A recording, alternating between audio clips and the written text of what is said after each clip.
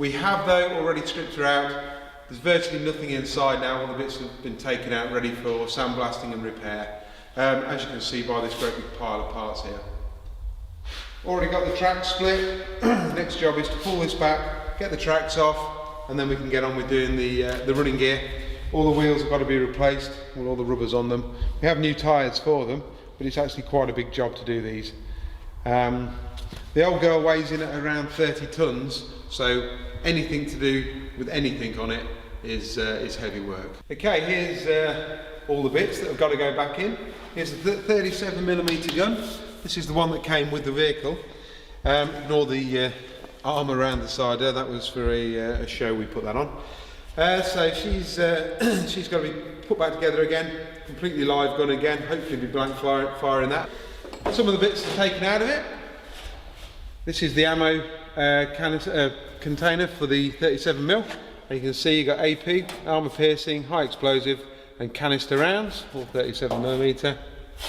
Needs a little bit of repair, but basically she's not in too bad a nick. This is the basket. This is where your 3 crew members would have sit that controlled the 37mm gun, and where the commander would sit. You would have 3 people in this little area here. All the ammo cases around the side there, carrying it. Not in bad condition. A few days work just to square her up and sort her out, but basically she's all there. Okay, and here are all the parts that have got to go back into the inside of that vehicle there. You've got your ammo cases there for the 75mm gun. You've got your traverse box, exhaust pipes, boxes and boxes of gauges and comms equipment. Little Joe generators there, all the vehicles were fitted with those to charge the batteries when the main engine wasn't running. Water tanks, seats, you name it, it's all here, and it's all got to go back inside that vehicle.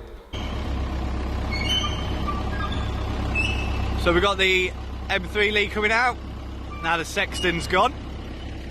We've got a little bit of room in the workshop, so dragging her out, getting the tracks off. Ready to start some work on the wheel stations. Get her looking nice and tidy. Everything's moving nice and freely, which is good to see. Like a glove. As you can see, the Lear's started to be sandblasted. Doing the inside at the moment. Absolutely horrible job. Fortunately, we're not having to do it this time. We have a company in, and the guy in there is Ed. 500 quid to sandblast it inside and out. Much better than us getting tangled up with the job. And now we've resprayed it, started with the red oxide, still have to put its main coat of paint on, probably be about 3 layers of that, and also got the inside to finish as well. And there's an interesting fact, we've replaced some of the wheels, but quite interesting, see this wheel here, see the holes into it, and then the later ones are solid, so there's no holes through. Now I was told by somebody much more knowledgeable than myself than this, the reason they got rid of the holes and stopped doing it was because apparently the enemy soldiers realised that if they stuck a solid metal bar through there, it would either disable the tank, stop it completely, or smash the wheel.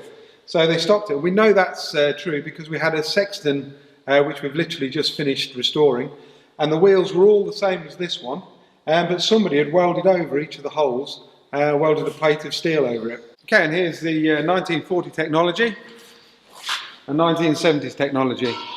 Just gives you a comparison in the size of them. This one weighs in at about 30 tonnes, and that one there is around 41, 42 tonnes. So a little bit different. This had a crew of 7, that had a crew of 3. Here's the other side of the old girl. Not been painted obviously as yet, but we have sandblasted it, needle gunned any of the rest of the rubbish off it, and should be painted by the end of the day. Okay, here's the inside of it. Looking a lot different to what it did before we sandblasted her. She will be white inside when she's finished, but at least now we can start get it painted and then start refitting all all the other bits. As you can see, here's some of the parts that came out of it. They've all been sandblasted and resprayed now. So you've got the wings, front wings, seats have been repaired. It's all part of the seating area here. This is the steering.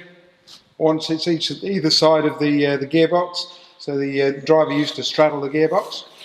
Fire extinguishers, not been painted yet, but basically there was 2 of these fitted to the vehicle, and these were piped into your engine bay. So if you had an engine fire, you pull the lever and sets off the extinguishers, hopefully putting the fire out. Here's the turret basket floor, been repaired where it needed it, sandblasted, waiting for it to be sprayed. You've got one of your front sprockets here, 75mm ammo rack, it's been sandblasted again, just needs a bit of touching up and sorting out. This was the 30 cal ammunition boxes used to sit in here. And you can see we've still got a few more bits to work our way through. Here's a few parts that Tim's actually taken off and is working on. Tim, you want to explain what exactly you're doing here? First thing that we're looking at is the connections ring from the bottom of the turret.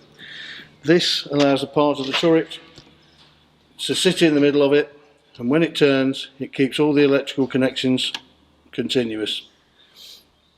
The next bit we've taken off the gun, is the stabiliser system, which we can see at the moment all seems to be working, but we've got to rewire it and check that everything's okay with it, which then, if it all works correctly, should allow the gun to be stabilised, which will allow it to go up and down of its own accord when going over rough ground. Here we have a few jobs from today. Sprockets on, front wing on. Here we have the turret basket all squared up.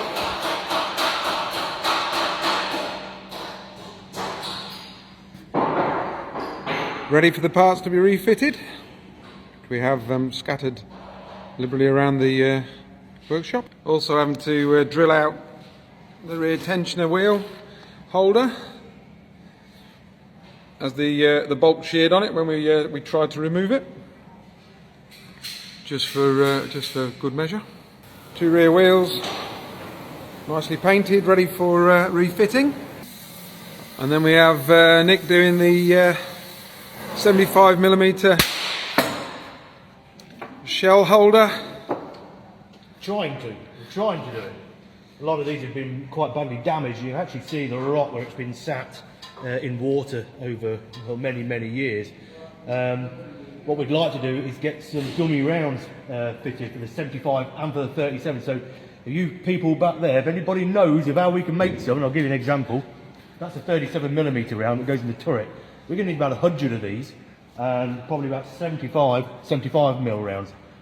Really could do a way of finding out how we can make some. I was thinking injection moulding or something like that. Have a think. If anybody out there knows, we'd love to hear from you. Here we have the basket for the 37mm gun crew. This would have fitted just underneath the little turret on the top, and you would have had 3 people sitting in here. This is your loader's seat just here. We haven't fitted the commander's seat yet, but that's where that'll go. And then the gunner's seat again isn't fitted, but that will be sitting here. And then the gun would be sort of facing directly behind me. These are the mountings for the rounds. You would have 37mm rounds in there. As you can see, quite a few. There was also, within the rest of the hull of the vehicle, was other areas that the 37mm rounds were stored. I can't remember the exact number of rounds they had, but it was, as you can see, quite a few. As you can see here as well, we have the motor. That works the traverse. It's actually a hydraulically powered traverse, which is quite unusual for the day. A lot of the traverse in the time was manual, you just had to turn the handle. But this was actually hydraulically traversed. So quite good for its day really. And we're hoping to get this fitted. If all goes as planned, we'll just get the turret back. Hopefully get it fitted in the next 2 weeks. Here we have some more of the ammo racks for the 37mm rounds. You would have had them in here. There was another rack going to be under there. But basically this is where the turret basket would go, and the turret on top of me up here. And all they would do was traverse the turret basket, and then they'd be able to reach through the gaps in the edge of it to get the extra ammo. Here we have the dashboard, been refurbished. We've got the gauges to put back in here. We've got some new ones, but also some of the ones we've got we're going to have refurbished and stick the original ones back in. Wiring started, still quite a lot to do to this bit though. Then we come down to here. This is obviously your gearbox. We've now fitted the steering tillers, left and your right. They've been adjusted up as well, so they actually do work now. Your driver's seat would be on this frame here, obviously it's not fitted yet, and then your pedals there for clutch and accelerator, and your gear stick. These early ones as well were fitted with this transmission brake, which is basically that. You put it up, locks everything solid. Here we are moving on to the main gun, 75mm gun. This was their main armament. All working. Bit stiff still, but she's all working. Slam your shell in there, that slaps up, and make sure you keep your fingers out of the way. Starting to get there though, still a fair bit of work to do to this area, but we're getting there. It's coming together. This is one of the projects we've been working on for the Lee. This is one of the fuel tanks. There's 4 fuel tanks in here in total. 2 upright ones and then 2 horizontal ones. This one, we've had to cut this panel out, as you can see here with this repair. It was quite rough inside, and actually, although you can't see very well on the camera here, there are very small pinholes in it. Now, when we took it out, while we had it out, we had a go at cleaning the inside of the vehicle out, inside of the tank out, and nothing exciting to be found, I'm afraid. Here we have the 37mm gun, the one that goes in the little turret on the top. She's all been resprayed and cleaned up. Got to have the breech block put back in. But basically, we'll be able to blank fire this when it's finished. As you can see, we've got it laid out nicely on this specially made trestle, just to make the spraying of it a little bit easier. Here we have a few of the other bits that we've been working on. You've got your ammo boxes here. The backrest for the driver and the gunner. Got one of the hatches there for the turret, the small turret, and then you've got this thing here. This is actually the escape hatch at the bottom of the hull of the tank. Your main gun loader would have stood over this position here. That's actually the cover for it. It actually sits over the top, but as you can see, it would have locked in like that. All you do, pull that, and it drops away. And then you've got another escape out of the vehicle if it's on fire.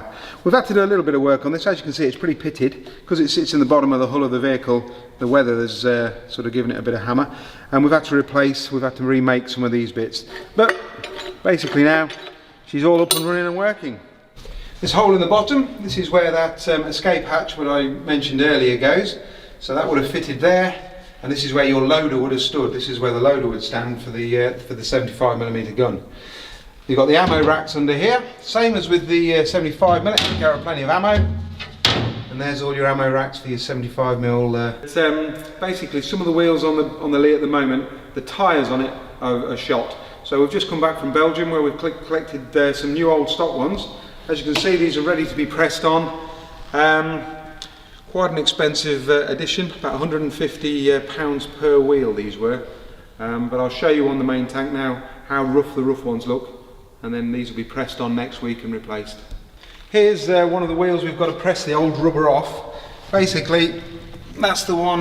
It's going to be pushed off. You can see it's quite rough. We've only put it on at the moment just so we can roll the vehicle backwards and forwards, but basically she's got to be pushed off. This is one that we've already done.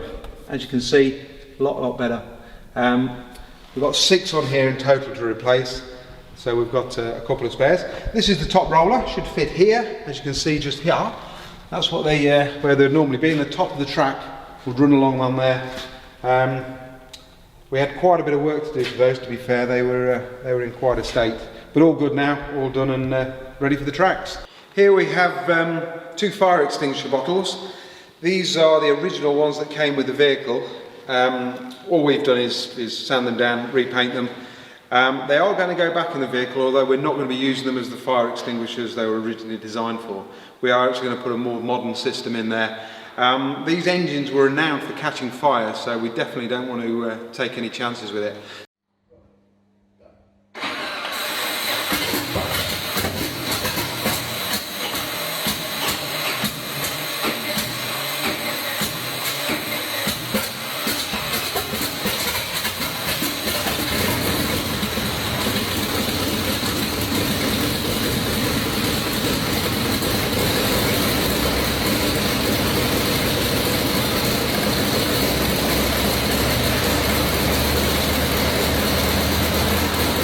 This is the engine that's going to go back in there. I think we've seen this one before. We've actually had it running now. All we need to do really is get it fitted into the vehicle once we've got the rest of the inside done. So fingers crossed, this bit's ready to go in. She's 99.9% there now. We actually managed to get her running and driving the other day. First time in 25 years this old girl's actually moved under her own steam.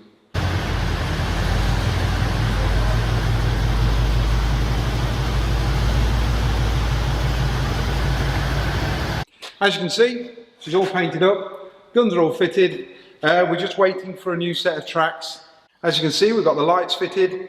They were obviously smashed off when we got it originally. Horns fitted, all those are working fine. Everything's, guns are all moving. In fact, the guns are live firing, so we're hoping we will be able to put a few blank rounds through them eventually. What we have here is the rear engine decks. We've taken them off so you can actually see into the clutch area. This piece here, on top of this engine deck, is actually a non-factory fitted piece. We think it was fitted to stop grenades and petrol bombs being thrown down into where the fan and the engine were. Originally it would have just had a mesh across here. We're not quite sure when this was fitted, whether it was wartime or a post-war Australian fitting. Here you can see all the wheels are now fitted. All the old rubber ones have been replaced, and all the new stuff is on there. Everything moving freely, all springs are now moving. Top rollers are all moving and been repaired. Everything's greased up and working a treat. Here's the engine. That's the carburettor that you can see at the back. It's all been rebuilt and is now running a treat. As you can see, there's the engine. That engine bay was nice and shiny before we started it. But typical radial engines, they throw a lot of oil around once they get started. So nice clean engine bay, now a nice oily one. Here we have the 30 cal mount and the 30 cal here. This is obviously a replica, but that would have been fitted in here for your commander to be either anti-aircraft or to protect the actual vehicle itself. Really bad design because you can't close the hatches with a machine gun here. And these are quite heavy to suddenly have to drag out when you needed to shut your hatches quick. But that's the way they had it. Here you've got the 37mm cannon, and next to it you've got another 30 caliber machine gun there. The 37mm gun was in quite a mess when we got it. We've got it all freed up. And she actually is live firing, so maybe in the future you'll see us actually put a blank round through it. You've got the commander's seat here. It would have been just down there. You have your gunner's seat there, and over the other side, which is very difficult to see from here, but over the other side is your loader's seat. So you would have 3 men in that extremely tight spot, plus guns firing and ammunition being moved around. It must have been hell on earth. Yeah, in the beginning this was in a right state. We've had to rebuild some of these gauges. We've had some new ones to replace them. All are working fine now though. The whole of this area down here was just rotten. The floor was in a mess, all bubbled up. A lot of the stuff underneath was seized solid, so all had to be taken out and fixed and rebuilt. Seat, as you can see, has been rebuilt, recushioned. That was in a right mess. Here we have the water containers. This is where originally they had 2 30 cals, but they decided it was a bad idea, so they got rid of those, and this is just water containers. And this is for the personal protection. This is your Thompson machine gun. Would have had the ammunition stored down here and your Thompson there. The radio was fitted here. We haven't yet done that. We're still waiting to get one actually. Haven't got the radio for it. But other than that, everything else is pretty well done. This is the view of the bottom of the 37mm turret. And there you can see your gunner's seat, commander's seat over behind it, and the loader's seat directly above the fire extinguisher. All those racks you can see in the back, that's where the 37mm rounds would have been stored.